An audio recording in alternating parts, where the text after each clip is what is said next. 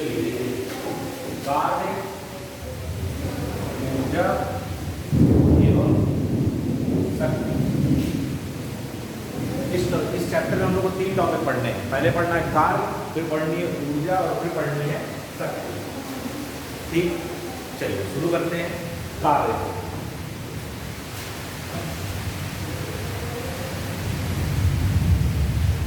तुमको दिख रहा है ये है कितनी पावर का चश्मा है?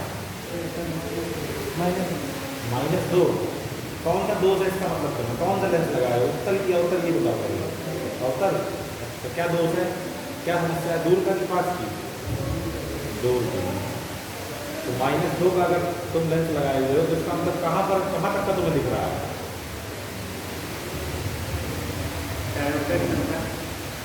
तुम लोग साइंस स्टूडेंट हो और तुम्हें तो मालूम होना चाहिए कि -2 पावर का चश्मा लगाया है, इसका मतलब कहाँ तक का दिख पा रहा है तुम्हें? चश्मा कहाँ तक का दिखाने का प्रयास कर रहा है? इसकी लेंस की फोकस दूरी कितनी है जो लगाए हो? 25 कैसे होगी? तुम जो लगाए उसकी कितनी है? पावर मालूम है तो फोकस दूरी नहीं निकाल सकते हो? क्यों? पावर जो है तो फोकस दूरी कितनी आएगी?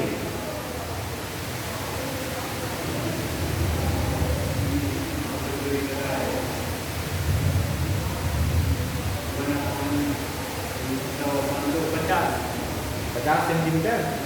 क्यों? इसका मतलब तुम्हें कहाँ तक का दिखता है? 50 का। चश्मा तुम लगा के अगर 60 सेंटीमीटर दूर बैठ जाओगे तो तुम्हें दिखाई नहीं देगा, है कि नहीं? 50 कहाँ होगी? लगभग 30-35 होगी। वहाँ पीछे बैठा लेंगे, दिक्कत होने लगेगी इसको। चलिए कार्य।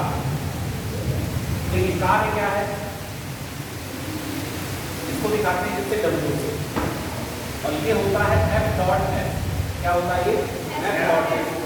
जहाँ F क्या है आपका बल, F क्या है बल, और S है विस्थापन। सब हिंदी वाले ही है ना, सब हिंदी मीडियम। चलिए तो क्या कहते हैं कि बल और विस्थापन जब डॉट लग जाता है, देखो बल भी एक सदिश राशि है और विस्थापन भी एक सदिश राशि है। दो सदिशों का गुणा करना है तो कौन सा गुणा करेंगे? आदिश गुणा। कौन सा? जब डॉट लगा होता है कौन सा गुणा होता है? दो तरह का होता है, एक क्रॉस वाला और एक डॉट वाला। याद है सदिशों का गुणा करने के तरीके? एक डॉट गुणन, एक क्रॉस गुणन, आदिश गुणन, सदिश गुणन। तो इसको कैसे परिभाषित करते हैं कि बल और विस्थापन के अदिश गुणन या डॉट गुणन तो क्या कहते हैं? कार्य कहते हैं। अब आप चाहें तो इसको ओपन कर सकते हैं। ए डॉट बी क्या होता था? A B cos theta. F dot S क्या होगा? F S cos theta. जहाँ थीटा क्या है? F व S के बीच, F व S के बीच में क्या है? कोण। अब देखिए यहाँ पर 3 कंडीशन बन सकती हैं। ये कार्य कैसी राशि होगी? अदिश राशि। क्यों अदिश राशि होगी? क्योंकि ये दो सदिशों के अदिश गुणन से किससे मिल रही है? अदिश गुणन। आदिश गुणन से डॉट गुणा करने से जो भी मिलेगा वो हमेशा क्या होगा? आदिश होगा। क्या होगा? हमेशा आदिश। अब देखिए यदि थीटा बराबर 0, थीटा बराबर 0 का मतलब है कि बल व विस्थापन एक ही दिशा में। भाई इन दोनों के बीच का कोण क्या है? थीटा। और अगर थीटा 0 हो गया, अगर थीटा मान लीजिए ये क्या है? कोण थीटा है। मान लीजिए इधर बल है, इधर क्या है? विस्थापन। तो थीटा 0 हो गया तो ये दोनों कहाँ जाएंगे? एक दिशा में हो जाएगा। तो देखिए जरा ध्यान से, तो W बराबर क्या हो जाएगा? F S cos 0 और cos 0 का मान 1। कुल मिला के यहाँ ये दर्शाना चाह रहे थे कि इस दशा में जो कार्य होगा वो धनात्मक होगा। क्या होगा? धनात्मक होगा। अच्छा, अब दूसरा केस अगर देखें, अगर दोनों किसमें हो? विपरीत दिशा में, मतलब थीटा कितना हो? 180। थीटा कितना हो? 180। बल व विस्थापन विपरीत दिशा में हो।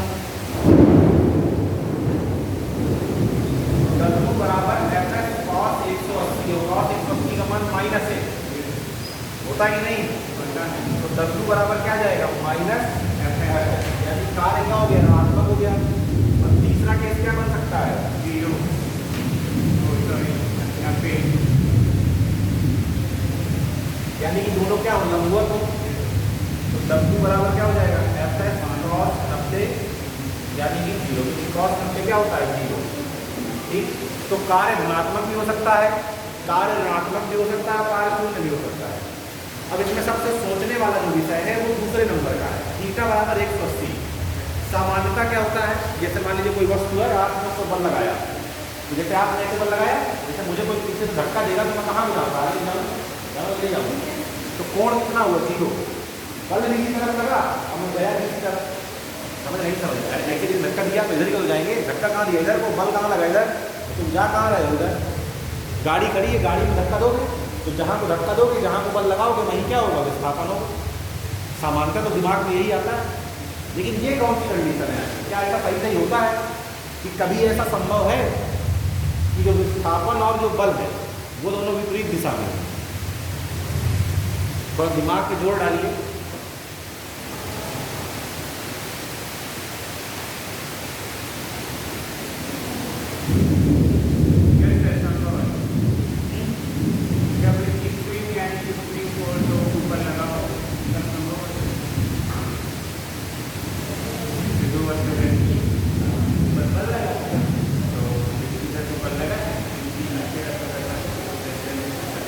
सही बता रहे हैं, और सोचिए,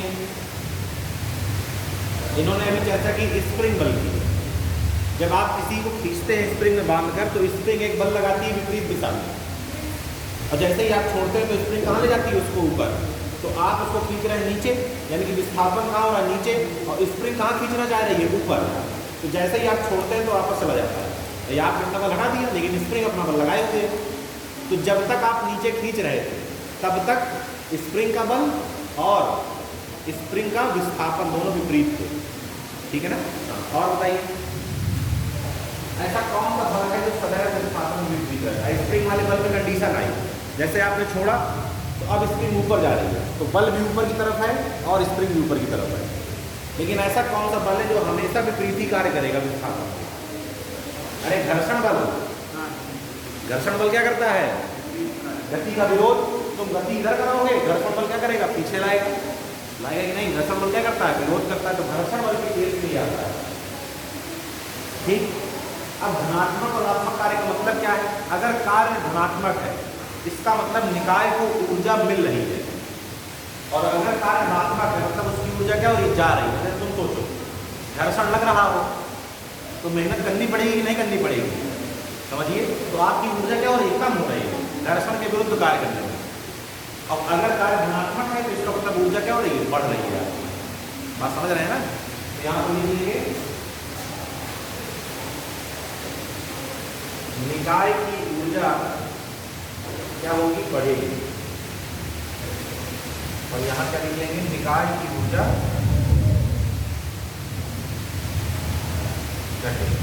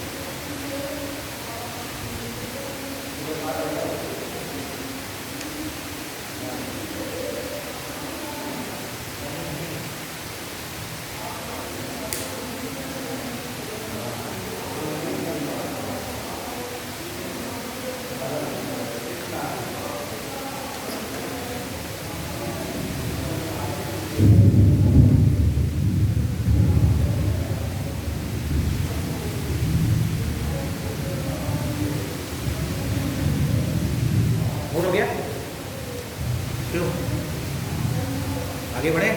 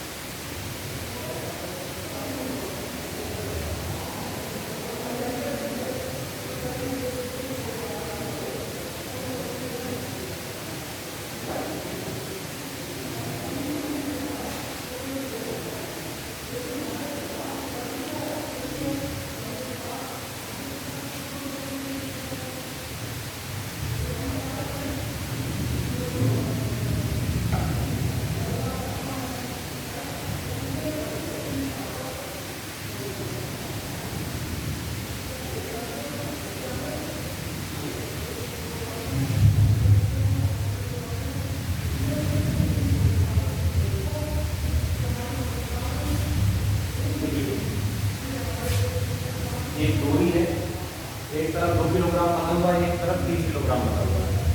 कह रहा है कि जब 3 किलोग्राम वाली वस्तु 2 मीटर नीचे जाती है, मतलब ये कहाँ आ जाएगी? 2 मीटर नीचे। कितना जाएगी नीचे? 2 मीटर। तो कह रहा है कि गुरुत्वाकर्षण बल और तनाव बल द्वारा किया गया कार्य। तो देखो कार्य का सीधा सीधा फंडा ये है कि आपको बल पता चल जाए, आपको विस्थापन पता चल जाए, और बल और विस्थापन के बीच में क्या पता चल जाए? कोण पता चल जाए। बल पता चल जाए, विस्थापन पता चल जाए, और उनके बीच का कोण पता चल जाए।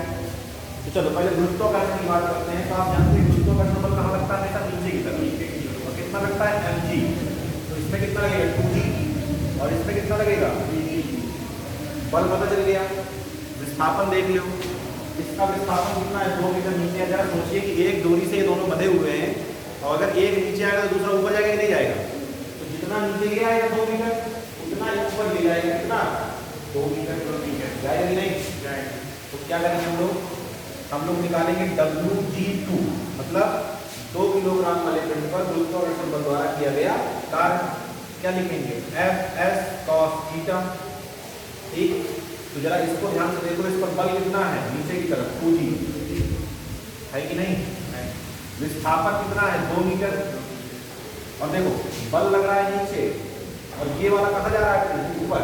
यानी कि कोण कितना हुआ? 180। अरे विस्थापन ऊपर, बल कहाँ है? नीचे। भाई इसकी गति कहाँ हो रही है? ऊपर की तरफ। इसकी गति कहाँ हो रही है? ऊपर की तरफ। यानी कि कहाँ विस्थापन हो रहा है? ऊपर। और बल कहाँ लग रहा है? नीचे। तो cos कितना होगा? 180। तो देखो 2 गुणे 10 गुणे 2, q का मान कितना होता है? 10 cos 180 माइनस 1, तो 10 दूनी 30 दूनी 40, माइनस का 40 दूर क्या जाएगा? आंसर। ठीक, अब निकाल लो इस पर Wg3 पर। तो फिर से वही Fs cos थीटा, F का मान 3g, विस्थापन 2। इधर ध्यान दो, इसका विस्थापन भी नीचे है। इसने क्या कहा है? 2 मीटर कहाँ जा रहा है? नीचे। और बल भी कहाँ लग रहा है? नीचे। तो cos कितना हो जाएगा? 0। देखो 10 या 30 दूनी 60। तो cos 0 कितना होता है? +1। ठीक, अब जैसे इसी में अगर पूछ लेता क्वेश्चन में कि गुरुत्वाकर्षण बल द्वारा किया गया कुल कार्य बताइए, तो दोनों को जोड़ देते। समझ रहे हैं? कुल कार्य कितना निकल गया आपका? 60 माइनस 40 यानी कि 20 जूल। अब देखो हमने निकालना है कि तनाव बल द्वारा किया गया था। तो पहले तनाव बल तो पता चले, तब ना सूत्र में मान रखेंगे। भाई विस्थापन मालूम, तनाव बल पता लगाते हैं। तो देखो तनाव निकालना हमने खूब सीखा है। डोरी एक है, तनाव की दिशा में कहाँ होती है? बाहर की तरफ। और इसमें भी कहाँ होगी? ऊपर बाहर की तरफ। ठीक, अगर डोरी एक रहती है तो तनाव कभी बदलता नहीं है। अब तनाव निकालने के क्या करते थे, इसमें लगाते थे इक्वेशन ऑफ मोशन। जिधर चल रहा है उधर का बल माइनस पीछे का बल बराबर द्रव्यमान गुणे त्वरण। ध्यान से देखना, ये कहाँ की तरफ आ रहा है, नीचे की तरफ, तो इसका मतलब नीचे वाला बल बड़ा है, तो क्या लिखेंगे माइनस डी, और माइनस ऊपर का बल कितना है डी बराबर द्रव्यमान गुणे त्वरण, 3 गुणे ए, एम ए आएगा ना, एम ए। अरे देखो सूत्र होता है एम बराबर एम ए, न्यूटन में रूटीन, तो क्योंकि दो बल लग रहे हैं, एक इधर एक इधर, दोनों विपरीत दिशा में, तो घटाना पड़ेगा। अब गति कौन बड़ा है, तो जहाँ गति हो रही है वो बड़ा है, तो गति कहाँ हो रही है नीचे, तो टी माइनस टी बराबर समीकरण नंबर 1। इसको देखो जरा ध्यान से, इसकी गति ऊपर हो रही है तो मतलब ऊपर वाला बल बड़ा है, तो टी माइनस का 2g और बराबर 2a। समीकरण नंबर 2, दोनों को जोड़ दो, जब दोनों को जोड़ोगे तो पीछे निकल जाएगा, क्योंकि ये प्लस का टी है, ये माइनस का टी है, ये 3g है और ये माइनस 2g, तो बचेगा केवल यहाँ g 1g, और ये कितना हो जाएगा 5a। a का मान कितना निकल आएगा g बटे 5। अब इस a का मान किसी में उठा के रख दो, किसी में उठा के रख दो, इसमें रख दो, इसमें समीकरण 2 में, तो इसका मान समीकरण 2 में रखिए। समीकरण 2 में मान रखने पर देखो, तो t माइनस का 2g इक्वल टू 2a का मान कितना है g बटे 5। भाई तुमको a नहीं मालूम ना, तुमको g मालूम है, a का मान रख दिया, ये माइनस का 2 उधर जाएगा, प्लस का 2 हो जाएगा, 2g बटे 5 प्लस 2g, लासा ले लो कितना जाएगा 5, ये कितना हो जाएगा 2g, और ये कितना हो जाएगा 5 दूनी 10g, 12g बटे 5। g का मान रखो 120 बटे 5 यानी 24 पंचे 120, बोलो, तो t का मान कितना आ गया 24। अब तुम्हें बल मालूम है, बल की दिशा मालूम है, विस्थापन की दिशा मालूम है, मान निकाल लो, चलो निकालो मान, क्या लिखेंगे WT किस पर 2 किलोग्राम, ठीक, बल विस्थापन cos थीटा, देखो बल कितना t का मान निकला है 24, और इसका विस्थापन कितना है 2, ध्यान से देखना है, t कहाँ लगा है ऊपर, और ये जा कहाँ रहा है ऊपर, दोनों एक ही दिशा में है, यानी कि cos 0, 24 दूनी 48 दूनी, ऐसा WT2। अब निकाल लो WT1, तो फिर से fx cos थीटा, f का मान फिर से 24, s का मान फिर से कितना 2, देखो ध्यान, ये आ रहा है नीचे, ये कहाँ आ रहा है नीचे, t कहाँ है ऊपर, तो cos 180, तो माइनस क्या हो जाएगा, देखो cos 180 का मतलब माइनस 1, 24 दूनी 48, तो माइनस का 48, या आप कह सकते हैं कि तनाव बल द्वारा किया गया कुल कार्य कितना है 0, 48 48 कट गया, जो fx cos थीटा लगा करता है, हां ये हमेशा वहां लगता है जहां a कांस्टेंट, क्या f कांस्टेंट, f कांस्टेंट, हां ये 1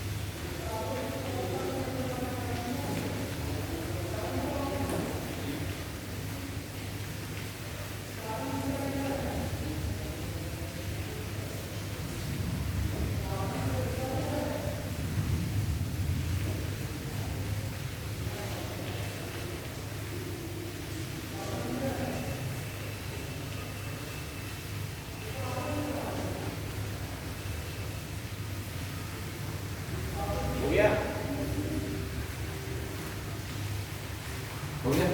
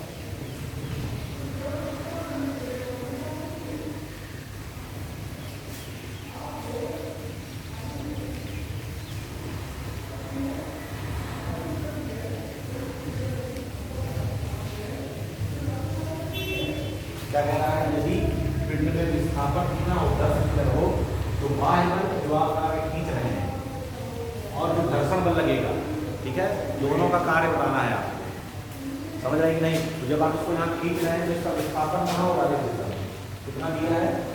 10 मीटर। जब बाह्य सिस्टम होगा ना 40 बल गुणे 10 विस्थापन, दोनों एक ही दिशा में थीटा 0, तो cos 0 का लगेगा 40 10 कितना जाएगा? 400। अब बारी किसकी आएगी? निकाल लेंगे।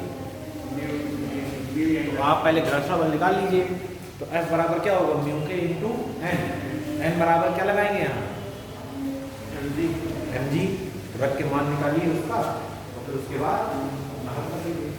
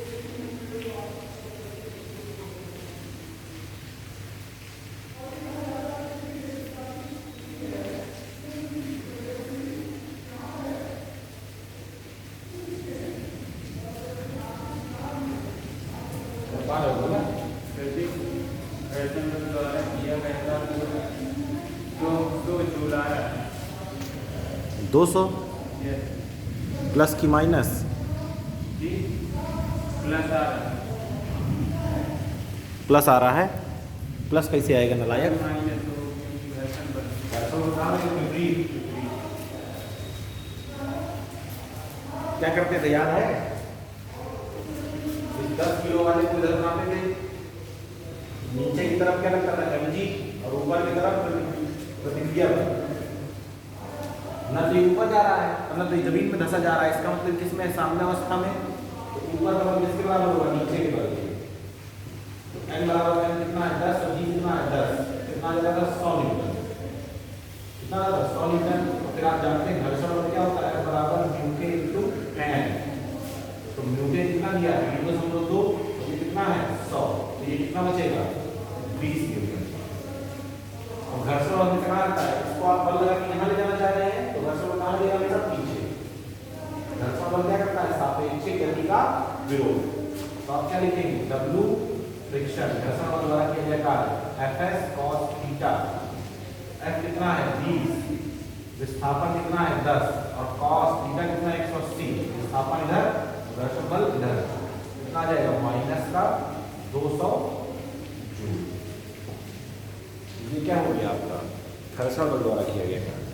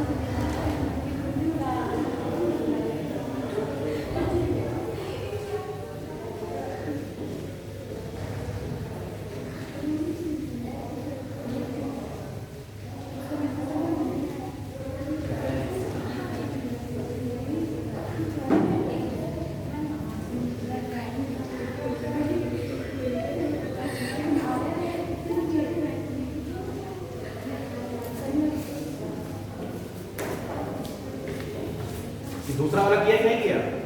वो तो सिंपल है, 40 दाम 400। ठीक है। अच्छा देखिए, ये जितने भी आप अभी सवाल देखे, आपने 2 सवाल देखे, इन सब की क्या थी लिमिटेशन थी। इनमें जो आप बल इस्तेमाल कर रहे हैं वो सब नियत बल है। नियत बल का मतलब जानते हैं? ऐसा बल जिसका मान बदले नहीं। जैसे अभी आपने देखा 40 न्यूटन का बल लगाया, तो 40 माने 40, वो आगे चल के 50 थोड़ा ना हो जाएगा। 40 माने क्या है? 40 मतलब कोई भी संख्या अगर है तो वो संख्या क्या होती है? नियत होती है। संख्या क्या होती है? नियत। अब जैसे तुमसे बल कह दे इस तरह कि एक भैया बल दिया है, तो बल का मान है 4x। अब ये नियत बल नहीं है, ये इसलिए नियत बल नहीं है क्योंकि इसका मान x पर निर्भर करता है। ये x का मान 1 रखोगे बल 4 न्यूटन हो जाएगा, 2 रखेंगे तो 2 रखोगे तो 8 न्यूटन हो जाएगा, 3 रखोगे तो 12 न्यूटन हो जाएगा। यानी कि ये बल कैसा बल है? परिवर्ती बल। कैसा बल है? परिवर्ती बल। अब परिवर्ती बल का अगर कार्य निकालना है, परिवर्ती बल का अगर क्या निकालना है? कार्य निकालना है, तो फिर उसके लिए आपको समाकलन आना चाहिए। क्या आना चाहिए? समाकलन। बायो वाले कौन कौन है? आ जाते हैं। एक बार तो मैं पढ़ा चुका हूँ समाकलन, दूसरी बात बता देता हूँ। जो सबसे सिंपल चीजें मैं उतनी बता दे रहा हूँ, मतलब जिसका यूज है हम लोग। ठीक, देखिए समाकलन का सिंपल होता है, प्रतीक होता है ये। ठीक, इसका मतलब होता है जो यहाँ लिखा होता है x के सापेक्ष समाकलन, जैसे इस तरह लिखा है dy, तो y के सापेक्ष समाकलन। इस तरह लिखा है तो z के सापेक्ष समाकलन। इस तरह लिखा है तो t के सापेक्ष समाकलन। क्लियर है? अब जब समाकलन करने की बारी है तो मान लीजिए इस तरह लिखा हो x की घाते n dx, x की घाते n dx। इसका मतलब समझ रहे हैं? dx का मतलब क्या है कि x के सापेक्ष समाकलन करना है, और जो लिखा है उसका करना है, जो लिखा है उसका करना है। तो यानी कि इसको पूरा क्या पढ़ेंगे? x की घाते n का समाकलन x के सापेक्ष। क्लियर है? x की घाते n का समाकलन करना है, किसके सापेक्ष करना है? तो जब ऐसी सिचुएशन कहीं मिल जाए, जब ऐसी सिचुएशन कहीं मिल जाए, तो उसमें जो आंसर मिलता है वो होता है कि जो लिखा था उसकी घात 1 बढ़ा दो, n में 1 बढ़ा दो, यानी n प्लस 1, और उसी घात से भाग दो। उसी घात से क्या दे दो? घात 1 बढ़ा देनी है, और उसी घात से क्या दे देना है? भाग देना है। जैसे उदाहरण देखिए, जैसे लिखा हो x स्क्वायर dx, मतलब x स्क्वायर का समाकलन x के सापेक्ष। तो घात कितनी है? 2, 1 बढ़ा देंगे तो 3 हो गई, तो उसी 3 से क्या दे देंगे? क्लियर है? समझ रहे हैं? समझ रहे हैं? बोलो। जैसे इस तरह कहीं लिखा होगा x square plus x cube और साथ में dx, तो यहाँ 2 पद आ गए, एक ये और प्लस ये, तो दोनों को अलग अलग करिए। एक बार करिए x स्क्वायर dx, मतलब इसका पूरा करा दो, फिर प्लस लगा दो, प्लस लगा दो x क्यूब dx। सही है? अब इसका करो तो स्क्वायर है तो घात 1 बढ़ जाएगी, उसी घात से भाग दे देंगे, यहाँ 3 का 4 हो जाएगा, उसी घात से दे देंगे, भाग दे देंगे। ठीक है? अब हम लोग को जो यहाँ पर यूज करना होता है वो हम लोग को यूज करना होता है कहाँ के लिए? लिमिट वाला समाकलन। ठीक है? मेरा समझिए, एग्जांपल में बात करता हूँ। जैसे आपसे कहें कि x स्क्वायर का समाकलन x बराबर 0 से x बराबर 1 में, x स्क्वायर का समाकलन x बराबर 0 से x बराबर 1 में। जरूरत कहाँ पड़ेगी? जब आपसे कहेगा कि किसी पिंड को इतना बल लगाकर इतने से उतने तक विस्थापित कर देते हैं। समझ रहे हैं? नहीं समझ रहे हैं? तो तुम क्या करोगे? x स्क्वायर dx, क्योंकि x स्क्वायर क्या करना है? समाकलन।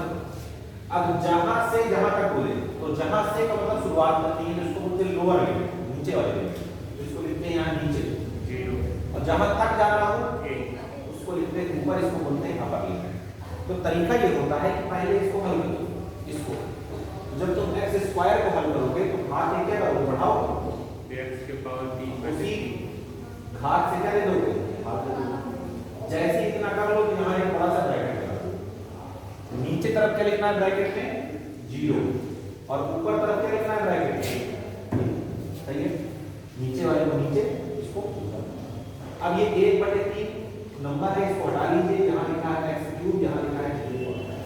अब इसके बाद कहानी शुरू होती है, आपको लिमिट रखनी है। लिमिट क्या क्या थी?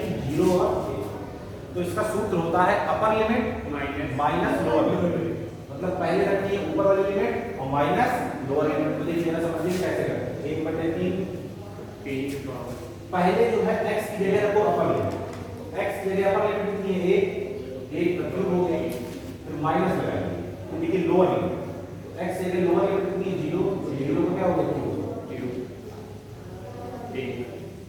0 1/3 क्या आ गया। जो ये वाले समाकलन है इनको बोलते हैं अपरिमित समाकलन। क्या बोलते हैं? अपरिमित। अपरिमित मतलब जिसका मान फिक्स ना हो। तो देखो इसका मान फिक्स नहीं है तो x के मान बदलते रहो, उनके मान बदलते रहेंगे। इसको बोलते हैं परिमित समाकलन, तो इसका मान क्या हो? फिक्स हो, फाइनाइट हो। 1/3 1/3 माने 1/3। क्लियर है? तो हम लोग को समाकलन यूज करना पड़ेगा कौन वाला? परिमित समाकलन। ठीक है, जैसे आपने पढ़े होंगे निर्देशांक पढ़े, जैसे इस तरह कहीं लिखा हो 1, 2, तो इसका मतलब है ये x निर्देशांक है और ये क्या है? y निर्देशांक है। समझ रहे हैं कि नहीं? ये x निर्देशांक है और ये क्या है? y निर्देशांक। अब जरा समझिए क्वेश्चन किस तरह आता है।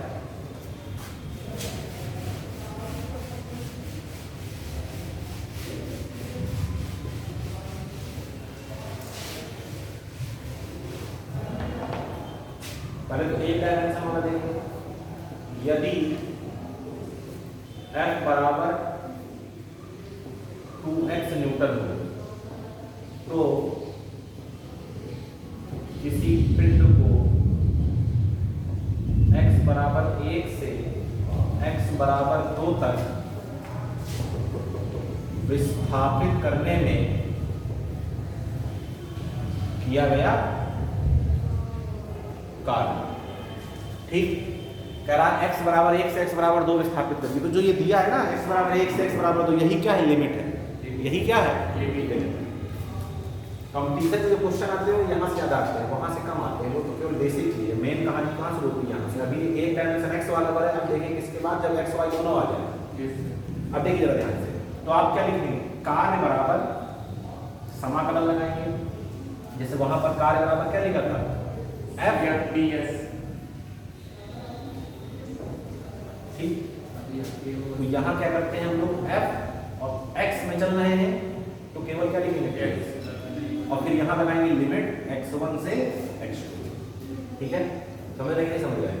अगर यहाँ पर y भी होता तो इस तरह लिखते हैं w बराबर f डॉट ds, तो फिर यहाँ पर दो बनते, एक f dx बनता और एक f dy बनता। तो करेंगे हम लोग अभी दो डायमेंशन वाला, केवल ये करेंगे। एक क्या है? f और dx, मतलब f का समाकलन x के सापेक्ष और लिमिट x1 से x2 बताया है। कहाँ से कहाँ? 1 से 2 तक ले जाना है, तो मान रखिए x1 का मान 1 और x2 का मान 2, f का मान है 2x और यहाँ पे क्या लिखा है? ds। जो भी कांस्टेंट राशियां होती हैं, नियतांक होते हैं 1 2 3 4 5 6 7 8 9 10, इन सबको कहाँ ले जाते हैं? बाहर। तो हमने क्या किया? w बराबर 2 को बाहर निकाला, 1 से 2 x dx। सही है? अब देखो इसको हम जानते हैं, इसकी घात 1 मान सकते हैं। बोलो, घात 1 बढ़ेगी और उसी घात से भाग हो जाएगा। तो देखो यहाँ लिखा है 2, इसकी घात मैंने 1 बढ़ाई, 1 थी 1 बढ़ा के कितनी करनी? 2, और इसी घात से क्या देना है? 8। तो यहाँ डिब्बा बनाते हैं बड़ा वाला, और यहाँ 1 यहाँ 2। देखो इस 2 से 2 क्या हो गया? कट गया। तो यहाँ बचा केवल x² और यहाँ लिमिट 1 और 2। क्या तरीका है? Upper limit minus lower limit. एक बार x की जगह अपर लिमिट, अपर कितनी है? 2, x की जगह 2 रखा तो 2 का स्क्वायर हो गया। x की जगह रखना है, ऊपर जो लिखा लिखा रखा माइनस x की जगह रखना है 1, तो 2 का स्क्वायर 4 और 1 का स्क्वायर 1, कितना आ गया? 3। बल कार्य का मात्रा जूल। समझ रहे हैं? नोट कर लीजिए।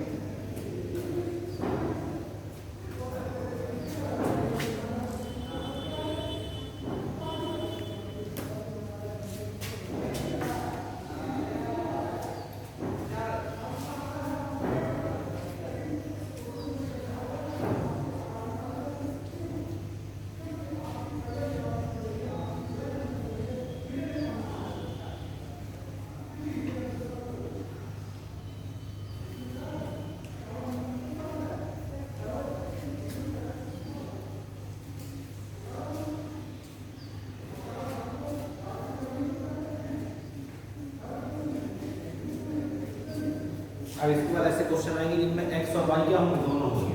मतलब ऐसा भी आ सकता है जिसमें एक्स वाई जेड तीनों हो, हाँ तो दोनों को जोड़ दिए जाएंगे तीनों। एक्स वाले का अलग करेंगे, वाई वाले का अलग करेंगे और बाद में दोनों उठा के जोड़ देंगे।